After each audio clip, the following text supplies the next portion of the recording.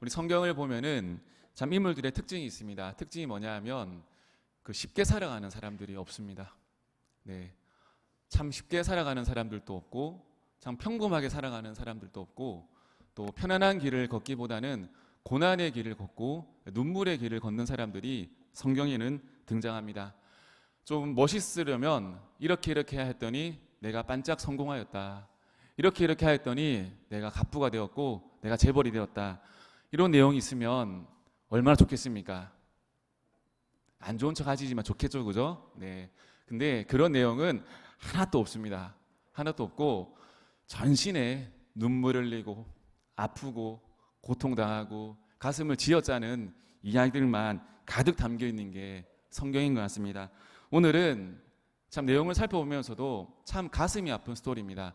제가 얼마 전에 국방 TV를 봤습니다. 네, 별의별 TV를 다 보죠. 네. 국방 TV를 보니까 김이준신 씨라고 나왔습니다. 왜 나왔는가 하면 이분이 27살 때 남편을 잃었습니다. 남편이 공군 조종사였는데 훈련 도중에 전투기가 추락해가지고 순직하셨습니다. 이때 이준신 씨의 나이가 27살이었습니다. 아들은 4살, 딸은 2살이었습니다. 세상이 다 무너질 것 같은 고통이 있었다고 합니다. 그런데 첫째가 공부를 너무 잘하는 거예요. 아버지가 없음에도 불구하고 공부를 너무 잘하는 거예요. 전교 1등을 했다고 합니다. 근데 이 아들의 한마디가 뭐냐 하면 엄마, 나도 아빠를 따라서 공군 사관학교를 갈래요. 별 감흥이 없으신가요? 이게 앞뒤가 더 설명해야 되나요? 아버지가 걸어갔던 그 길을 그 순직의 길을 참 힘든 길이죠. 길을 자기도 똑같이 조종사가 되겠다고 하는 겁니다. 근데 아들을 말릴 수 없어가지고 이 아들을 공군사관학교를 보냈습니다. 근데 이 아들이 27살 되는 해에 이 아들의 나이가 이 아들도 훈련 중에 순직했습니다. 저는 이 모습을 보면서 왜 나왔냐는가 하면 지금은 기술이 발달돼가지고 이 아들의 모습을 이제 스크린으로 복원을 한 겁니다.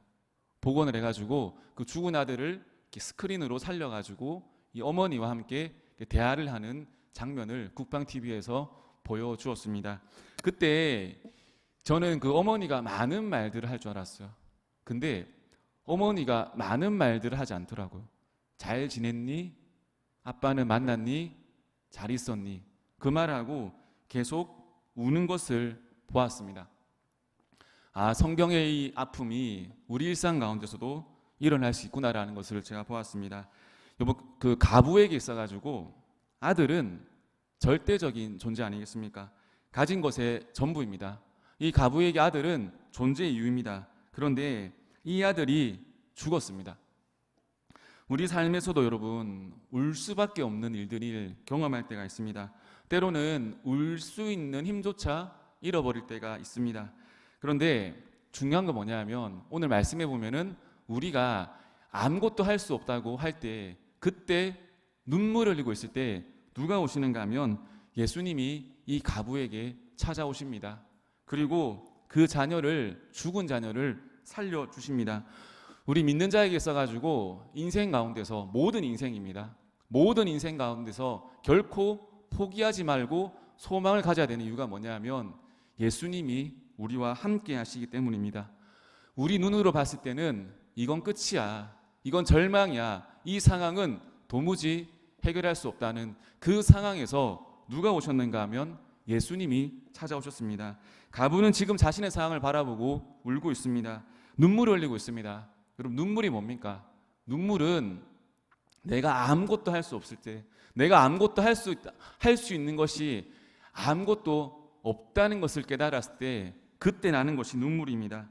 우리의 모든 상황이 알고 보면은 울 수밖에 없는 상황입니다. 나는 할 수 있을 줄 알았거든요.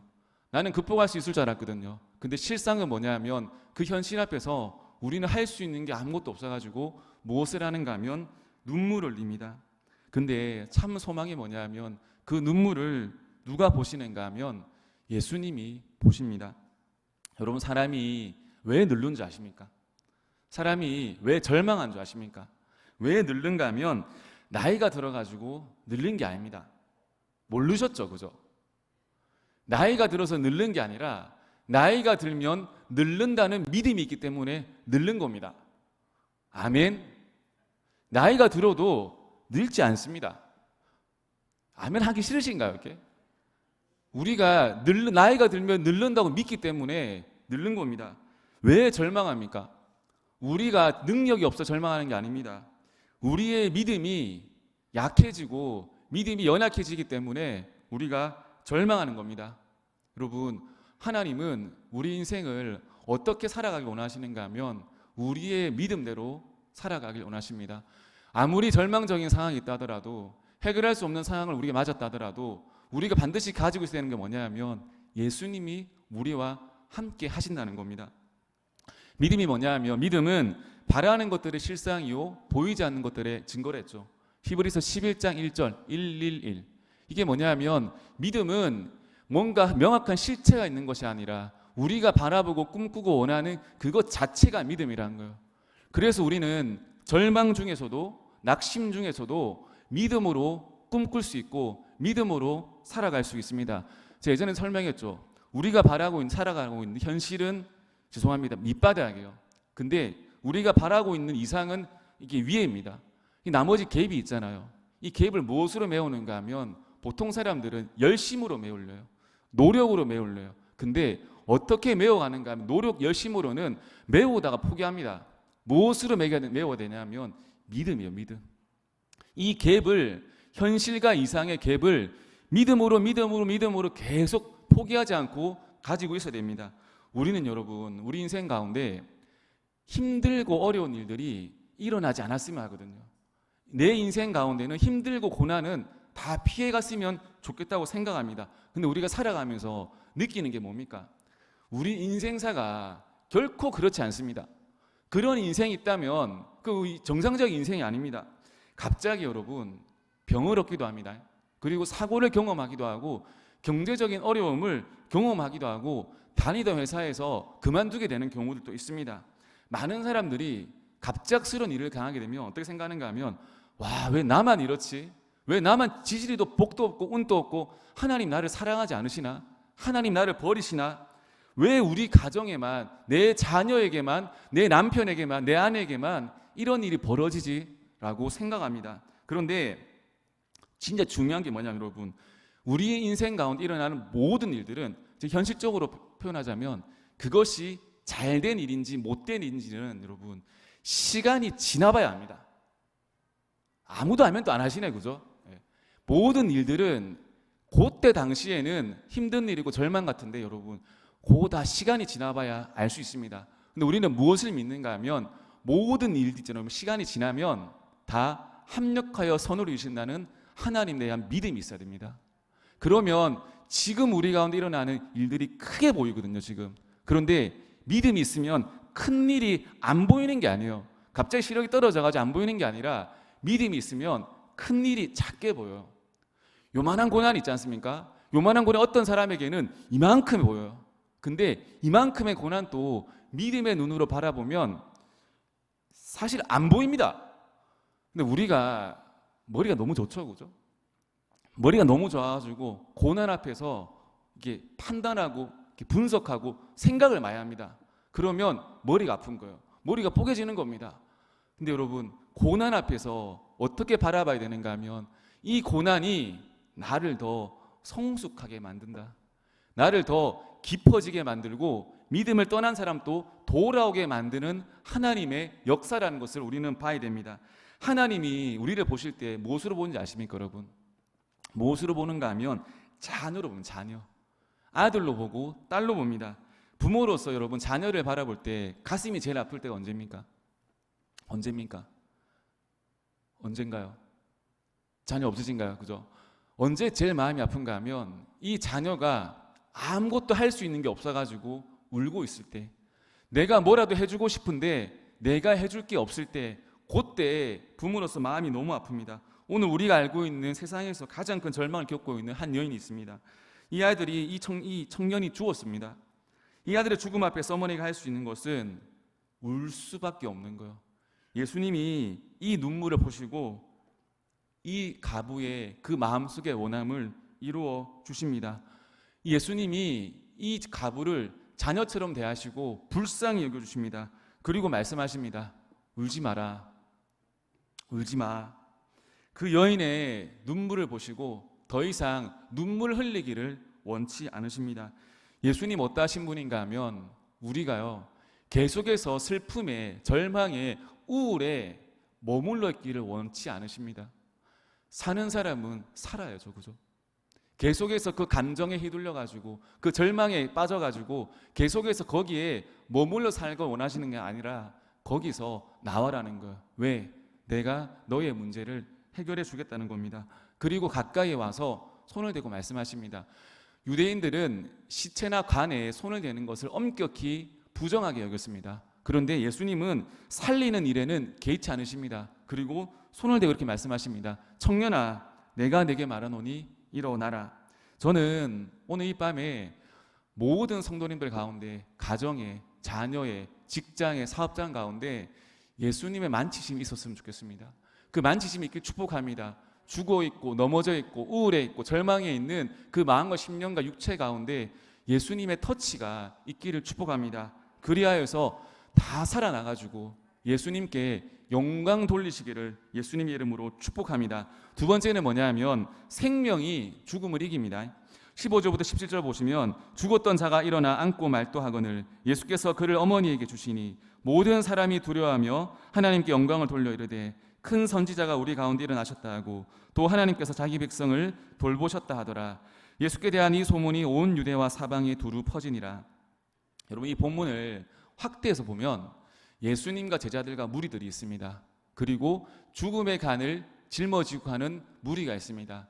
이 두 무리가 만나게 됩니다. 그런데 어떤 일이 벌어지는가 하면 어둠이 지배했던 이 나인성에, 죽음이 지배했던 나인성에 예수님이 들어가시니까 죽음의 생명으로 변화되는 역사가 여러분 일어납니다. 여기서 우리가 무엇을 볼 수 있는가 하면 여러분, 하나님, 예수님이 들어가시면 모든 죽었던 것들은 살아나게 되어 있습니다. 예전에 마음의 싸움에 관한 이야기 흔히 많이 들으셨죠? 마음속에 흰말과 검은 말이 있습니다. 흰말과 검은 말 두 마리가 있는데 세 마리는 없습니다, 여러분. 두 마리가 있습니다. 두 마리가 있는데 흰말이 이기는 방법이 뭔지 아십니까? 흰말이 이기는 방법. 흰말 외친다고 흰말이 이기는 게 아니에요. 흰말이 이기게 하려면 흰말에게만 먹이를 주면 돼요. 그러면 검은 말은 배가 고파서 죽게 되어 있어요. 근데 잘 죽지도 않아요. 근데 이길 수 있습니다. 흰 말에게만 집중하면 검은 말을 몰아낼 수가 없어요. 흰 말에만 집중하면 우리는 승리할 수가 있습니다. 우리가 신앙생활을 하면서 여러분, 기도생활을 하면서 경계해야 될 것이 한 가지가 있습니다. 그게 뭐냐 하면 우리의 의지를, 우리의 노력을 너무 의지하는 거예요. 우리의 열심을, 우리 마음을, 우리의 원함을 너무 의지하고 우리의 뜻을 너무 강하게 붙들고 있으면 그 신앙생활과 기도생활은 무너지게 되어 있어요. 여러분, 내 뜻과 고집이 너무 강한 사람들은 신앙생활 겉으로 봤을 때는 열심히 하는 것 같아요. 근데 무엇이 없는가 하면 열매가 없습니다. 열매는 어떻게 맺히는가 하면 내 뜻대로 맺히는 게 아니에요. 열매는 하나님의 말씀과 뜻을, 사랑을 마음속에 품었을 때 저절로 열리는 게 열매입니다. 맺혀라, 열려라 참게 해가지고 짱짱 나오는 게 아니에요. 열매는 내가 하나님의 마음을 품었을 때, 그 마음을 가지고 살아갈 때 자연스럽게 열리는 게 열매거든요. 여러분, 내가 해야지, 내가 뭘 이뤄야지, 내가 뭘 해야지, 내 정신력으로 해야지, 나의 힘으로 극복해봐야지, 이럴 때 우리는 반드시 여러분 무너지게 되겠습니다. 어둠을 물리치고 사망을 이기는 방법 뭐냐 하면 딱 한 가지거든요. 우리 마음속에 그리스도의 말씀을 품는 거예요. 다른 방법 없습니다. 우리가 승리하는 길은 내 마음속에, 우리 모든 마음속에 예수님의 마음을 여러분 진실로 품어야 됩니다. 따라해보세요. 진실로 품어야 돼요. 그 마음을 가짜로 품으면 다 압니다. 편합니다. 저는 압니다. 진실로 품어야 돼요. 진실로. 그 마음 속에서 진실로 우러나와야 돼요. 예수님의 말씀과 뜻과 사랑이 그 마음 속에서 깊이 우러나올 때 열매를 맺는 게 신앙생활 아니겠습니까, 여러분? 로마서에서 사도 바울의 고백이 뭡니까? 7장 22절 보면 23절 내 속사람으로는 하나님의 법을 즐거워하되 내 지체 속에서 한 다른 법이 내 마음과 싸워 내 지체 속에 있는 죄의 법으로 나를 사로잡는 것을 본도다. 우리 안에는 하나님을 법을 사랑하는 마음이 있어요. 근데 또 한 가지 마음이 뭐냐면 그 사망인 죄의 법을 사랑하는 마음이 다 있습니다. 근데 사도 바울의 고백이 뭐냐면 요것이 이길 때도 있고 내가 요것이 죄의 법이 이길 때도 있다는 겁니다. 근데 주로 죄의 법이 강하게 작용한다는 거. 그러면 나는 어떻게 살아가나? 죄의 법에 묶여가지고 살아갈 수밖에 없는가? 왜? 여러분, 죄 짓는 거하고 선을 행하는 것 중에 어느 게 쉽습니까? 뭐 이게 어렵습니까? 이게 죄 짓는 게 없어 쉽지 않습니까? 쉽죠? 죄 짓는 게 쉽지 않습니까? 제가 이 예배 올라오기 전에 제 본당에 들어올 때 보니까 그 누가 이렇게 아메리카노 카페 데 보나 컵을 이렇게 쓰레기통에 아름답게 올려놓으셨더라고. 이렇게 해서 제가 지켜봤습니다. 오늘 설교 준비하면서 저 누가 치우나. 참 나쁘죠. 내가 지가 치우면 되는데, 그죠? 또 누가 치우나 유심히 지켜봤습니다. 다 지나가는데 물을 못 받겠죠, 그죠? 안 치우시더라. 아무도 안 치우시더라고. 그래서 제가 설교 직전에 제가 가서 치웠거든요. 이걸 보면 제가 뭘 생각을 했는가 하면 참 나쁘구나. 조용히 쓰레기 보면 즉각적으로 치우면 되지. 또 저거를 누가 치우나 안 치우나 저걸 또 보고 있나. 어이구 나쁜 놈아, 못난 놈아. 설교를 준비하면서도 참 못난 짓 하고 있더라고. 제가 참 못난 짓 하고 있더라고. 여러분, 근데 사도 바울이 그랬다는 거예요.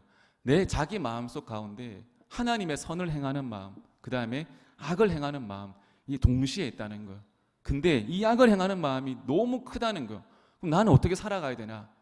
8장에 답이 나오거든요. 그러므로 이제 그리스도 예수 안에 있는 자에게는 결코 정죄함이 없나니 이는 그리스도 예수 안에 있는 생명의 성령의 법이 죄와 사망의 법에서 너를 해방하였습니다. 이게 뭐냐면 여러분, 우리는 죄를 지을 수밖에 없는 존재예요. 죄에서 무너지는 존재입니다. 그런데 예수님 안에 있는 자에게는 그 누구도 죄를 물을 수 없다는 거예요. 예수님 안에 있는 자에게는 결코 그 정죄함이 고리로서 걸 수 없다는 거예요. 참된 자유의 선언을 예수님 안에 있는 자만이 누릴 수 있다는 거예요. 그래서 여러분, 신앙생활은 어떻게 하는가 하면 신앙생활은 뭘 지켜야지, 뭘 해야지 이게 아니라 마음속에 예수님을 믿는 거예요. 예수님이 나보고 괜찮다고 하셨다. 내가 죄를 지었지만 무너졌지만 상처 있지만 예수님이 다 그 죄와 상처를 짊어지셨다. 요걸 믿는 것이 신앙생활 아니겠습니까? 전 사랑하는 성도님들, 우리가 신앙생활 하는 가운데 당당했으면 좋겠어요. 저번에 훈련하면서 여자 집사님들이 이렇게 하시더라고. 잠깐 늦었는데 어머 목사님 늦었어, 죄송해요 하더라고. 그래서 제가 그렇게 말했어요. 저한테 죄송하다 말씀하시기 바라고. 저한테 죄송하다 말씀하시기 바라고. 남자한테 죄송할 사람은 남편밖에 없다고. 나한테 죄송할 필요 하나도 없다고. 나는 뭐 이렇게 죄송한 그 사과 받을 마음도 없고 나한테 죄송하다 하지 마시라고. 왜? 당당하게 하시라고. 무조건 당당하게 하십시오. 신앙생활 뻔뻔하고 당당하게 하십시오. 왜? 주님이 괜찮다고 하면 괜찮은 겁니다. 그러니까 막 갑자기 그 여자 집사님들이 막 표정이 빵긋빵긋하면서 이제 하면 그 다음 시간에도 죄송합니다 하더라고. 또 이렇게 또 늦으니까 죄송합니다. 아이고 나한테 죄송하지 말라고. 나는 괜찮다고 이렇게 여기 온 것만 해도 감사하다고. 신앙생활은 우리가 사람 바라보는 거 하는 게 아니거든요. 누구 바라보고 하는가 하면 그 예수님 빼고라는 겁니다. 아멘. 예수님이 괜찮다고 하면 괜찮은 겁니다. 예수님이 너의 죄를, 모든 죄를 다 사였다고 하면 우린 그걸 믿는 겁니다. 우리 인생의 절망의 굴레를 벗어나기 위해서는 어떻게 해야 되는가 하면 빛이 어둠을 이길 수 있다고 믿어야 됩니다. 그런데 우리는 안타깝게도 여러분 어둠이 강하다고 믿고 있거든요. 내 우울한 마음이, 내 절망적인 마음이 더 강하다고 생각하거든요. 병중에 있는 분들 계십니까? 뭘 믿어야 되는가 하면 내 몸이 병을 이길 수 있다고 믿어야 돼요. 약이 고치는 게 아닙니다. 믿음이 고치는 겁니다. 사이비 같죠? 아닙니다. 병이 여러분, 몸이 병을 이길 수 있다고 믿는 겁니다. 그 믿음이 여러분 우리를 살리는 거죠. 예수님의 말씀이면 살아날 수 있다고 믿어야지 살아날 수 있습니다. 그리고 믿는 것보다 여러분 더 강한 게 있거든요. 그게 뭔지 아십니까, 여러분? 전파하는 거요. 내가 믿음이 좀 약해도 여러분 전파할 때, 전할 때 더 그 믿음이 강해집니다. 지금 예수님 보여주신 게 뭐냐 하면 하나님 나라의 모습 보여주시는 거거든요. 얘들아, 내 왕국에서는, 내 나라에서는 죽음도 없어, 슬픔도 없어, 정말 좋은 곳이야. 믿는 거예요, 우리가. 여러분, 세상 종교의 근본적인 원리 아시죠? 뭡니까? 강해져라는 거예요. 더 강해지고 더 의지력도 키우고 자신을 극복해가지고 더 큰 사람이 되어가지고 이 땅에서 너의 나라를 이루라는 거거든요. 사실 이 말이 매력적이에요. 틀릴 말 하나도 없습니다. 그런데 그것보다 훨씬 더 위대하고 큰 하나님 나라의 영적 원리가 뭐냐 하면 내 능력과 지식과 상식과 내 환경과 상황을 보지 말고 나의 말을 믿어라는 거예요. 내가 청년아, 내가 내게 말하노니 일어나라고 하면 살아난다는 걸 믿는 거예요. 우리의 판단으로는, 상황으로는 이거 극복할 수 없어요. 여리고성을 무너뜨릴 수가 없습니다. 무너지지 않아요. 그런데 하나님의 말씀이 무너진다고 하면 그 말씀 믿는 거예요. 여러분, 우리의 원함으로 살아가는 게 아니에요. 우리는 성도는 우리의 뜻으로 살아가는 게 아니에요. 하나님이 하신다고 하면 그 말씀 믿고 한 발짝 가는 거고요. 그 말씀 믿고 순종하며 나아가는 겁니다. 이것이 여러분 즐거움이고 기쁨 아니겠습니까? 내가 생각할 수도 없는 내 지식과 판단으로는 경험할 수도 없는 일을 경험하는 것이 바로 예수님과 동행하는 삶입니다. 저는 영광의 모든 성도님들이 이렇게 살았으면 좋겠습니다. 그리하여서 고난이 와도 슬픔이 와도 눈물이 와도 여러분 웃으면서 즐겁게 다 이겨냈으면 좋겠습니다. 고난 왔다고 집에 틀어박혀가지고 3박 4일 묵상하지 마시고 성전에 나와서 기도하시고 주님께 말씀 듣고 그 말씀에 의지해서 기도하시면 좋겠습니다. 여러분 고난, 눈물, 아픔 살아본 게 여러분 다 지나갑니다. 그렇지 않습니까? 안 지나가던가요? 다 지나갑니다. 제가 지금도 기억 남는 거 제일 슬픈 있고 힘든 인생이 말이 될까요? 제 강도사 때거든요. 진짜 이 하루하루 눈을 뜨기 싫었어요. 근데 지금 보니까 그 지나갑니다. 그리고 그 시간이 지금의 나를 만드는 거예요. 다 지나갑니다. 예수님 죽음도 이기셨습니다. 여러분 뭐가 두렵습니까? 뭐가 힘듭니까? 이 정도면 믿음 또 가질 수 있지 않습니까? 우리가 여러분 절대 상황 앞에서 현실 앞에서 내 눈앞에 보이는 이 상황 때문에 여러분 포기하지 마십시오. 포기하지 마시고 끝까지 예수님이 하신다, 내 인생을 들어 올리신다, 그 믿음 가지고 하루 뭐 1년 2년 뒤 생각도 하지 마십시오. 여러분 생각납니까? 내일 오늘 하루 요것만 기대하고 살아가시고 한 걸음 한 걸음 살아가면서 나중에 이 쌓였을 때 믿음의 귀한 증거 간증되시기를 예수님의 이름으로 축복합니다.